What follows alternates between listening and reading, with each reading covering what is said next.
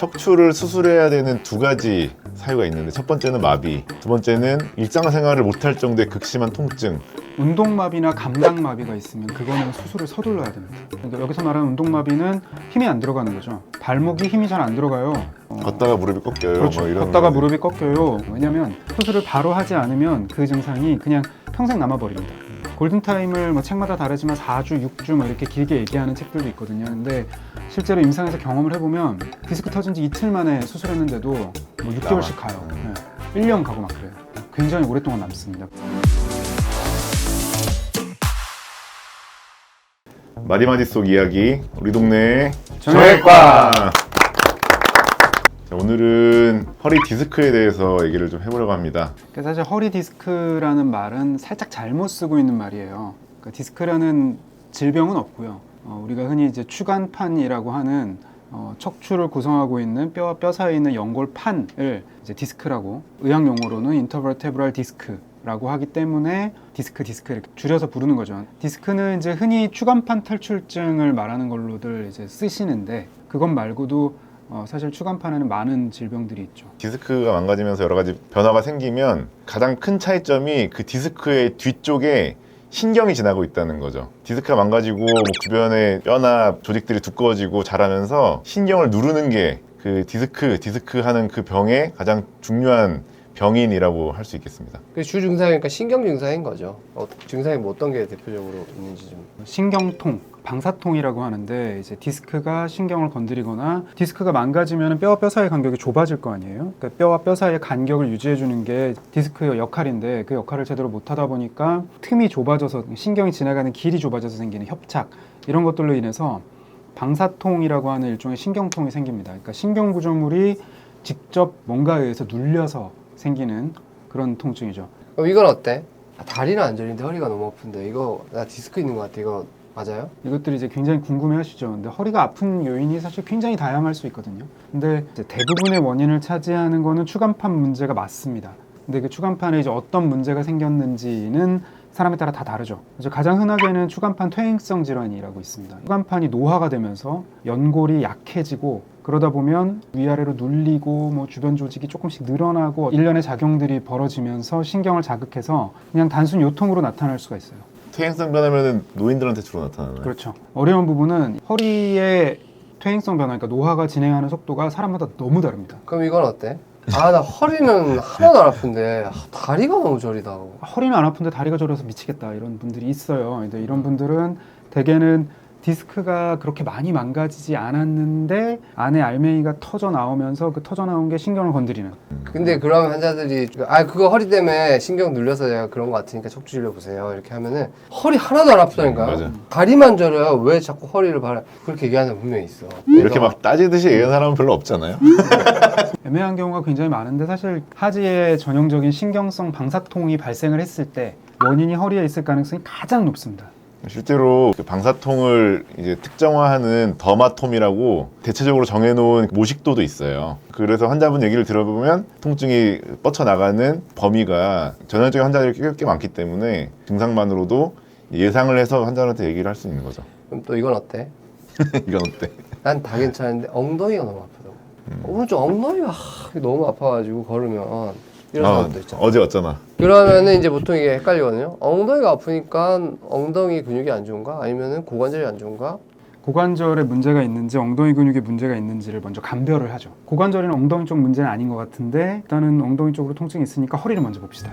허리는 하나도 안 아프다고. 이렇게 결론이 나오는 경우도 있습니다. 어려워요. 그래서 우리가 보통 뭐 이상하다.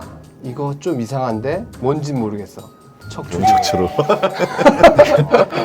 정형외과의 어떻게 보면은 골키퍼 같은 그런 존재죠. 구독. 어쨌든 환자가 왔어. 그러면 이제 어떻게 해? 환자분이 이제 방사통이 있다 이렇게 얘기를 하거나, 아니면은 전형적인 그런 허리가 원인인 걸로 추정되는 그런 추정된다. 통증들을 얘기를 쭉 하시면은 엑스레이를 보고 이게 척추가 원인이 맞을 것 같다라고 하면은 보통 이제 MRI를 많이 찍습니다. 찍고 왔어요. 근데 디스크가 이렇게 좀 나와 있네. 그럼 이제 어떻게 해요? 보통 그걸 제일 많이 궁금해들 하시죠. 수술해야 돼요? MRI를 찍어서 상태를 확인을 했는데 디스크가 지금 증상을 봤을 때 뭐 힘이 빠지거나 아니면 통증이 너무 심하거나 감각이 이상해지거나 이런 그런 종류의 문제들이 없으면 아주 급하게 수술하지 않아도 됩니다. 그러니까 모든 디스크를 다 수술해야 된다 이건 틀린 말이고요. 척추를 수술해야 되는 두 가지 사유가 있는데 첫 번째는 마비, 두 번째는 일상생활을 못할 정도의 극심한 통증.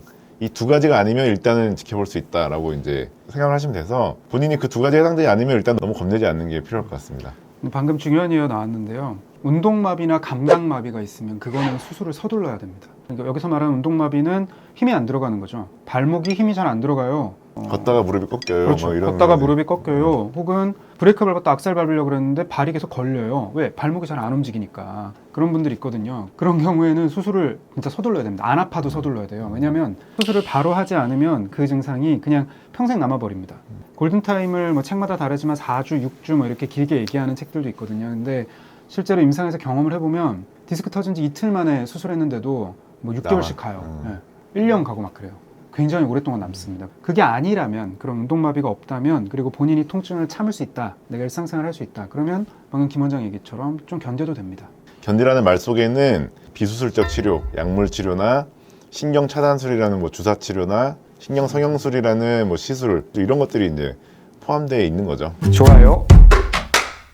환자분들이 잘 이해할 수 없는 게 나오면 신경이 누르잖아요. 그때면 이제 절인데 이거를 없애지 않고 약만 먹어서 혹은 주사를 맞았는데 왜 이게 좋아지나 그럴 때 궁금해하거든. 도대체 왜 좋아지는지.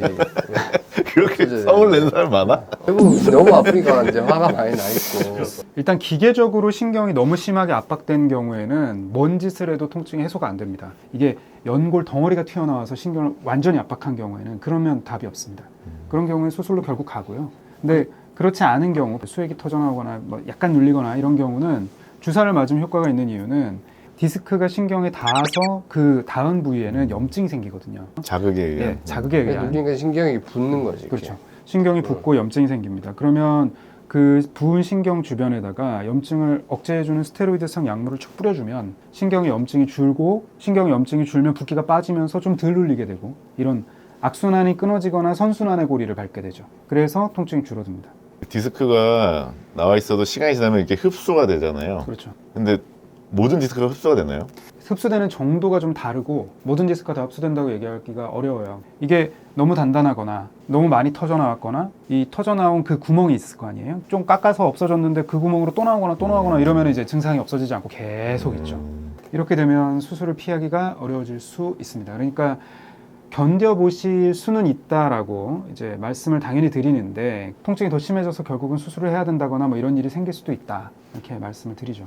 그런 분들이 있어요. 이제 허리가 너무 아파. 하나도 신경증상 없고 허리만 아파 죽겠는데 아 이거 허리가 너무 아프니까 나 디스크 수술을 해야 되겠다.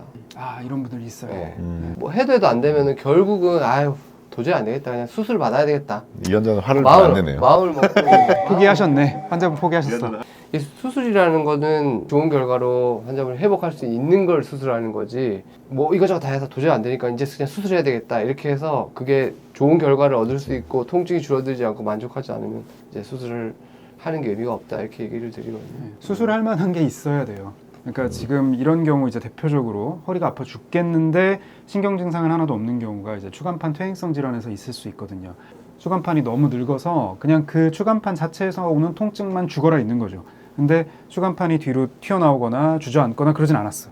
그래서 신경 증상은 전혀 없다. 이러면 의사들마다 의견이 막 갈리게 되죠. 통증은 있으나 참을 만한 이런 분들이 분명 계실 거란 말이죠.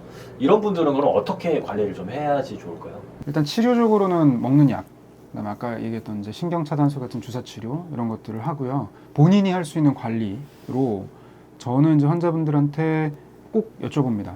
담배 태우세요. 담배 태우세요. 왜냐하면 이 흡연이 디스크 건강에 정말 크게 악영향을 미치거든요. 왜냐하면 이제 연초를 태울 때 나오는 일산화탄소가 있잖아요. 이 일산화탄소가 모든 연골에 아주 안 좋은데 그 중에서도 이제 추간판에 특히 안 좋습니다. 우리 저기 예전에 그 교수님 중에 한 분은 담배 핀다 그러면 외래 오지 말라 그러는 분 있어요. 환자분 허리 계속 아프고 뭐안 낫고 그러는데 담배를 피니까 담배를 계속 그렇게 끊지 않을 담배 거면 피니까 오지 하면 이제 마라. 외래 오지 마세요. 의미가 없다. 치료하는 게 의미가 없다. 담배를 한 대 태우면 디스크가 하루 더 나이 먹는다라고까지도 말씀하셨었거든요. 예, 그 정도로 아주 악영향이 크기 때문에 반드시 금연하시라고 하고, 그리고 앉아 있는 자세가 안 좋으니까 앉아 있는 자세를 최대한 줄이고, 그리고 앉아 있을 때는 반드시 등받이에 기대고. 그리고 근력 운동하고 김정국 씨가 그 허리 아파갖고 운동 시작했다 그러잖아요. 진짜 근력 좋아지면 허리 통증이 줄어드는 건 맞거든요. 결국은 디스크가 받는 하중 뭐 또는 관절이 받는 하중 이런 것들이 연골이나 디스크에만 집중되는 게 근력이 받쳐주면은 그거를 지지를 해주기 때문에 하중과 충격이 줄어들어서 통증도 좋아지고 증상이 개선되는 이제 그런 효과를 분명히 보이기 때문에 근력 운동을 사실 하시긴 하셔야 될 거예요. 알림 설정. 디스크에 문제가 있다고 모두 다 수술해야 되는 건 아니니까 허리가 불편하시면 의사를 찾아서 정확한 진단을 받으시는 것이 우선이겠습니다.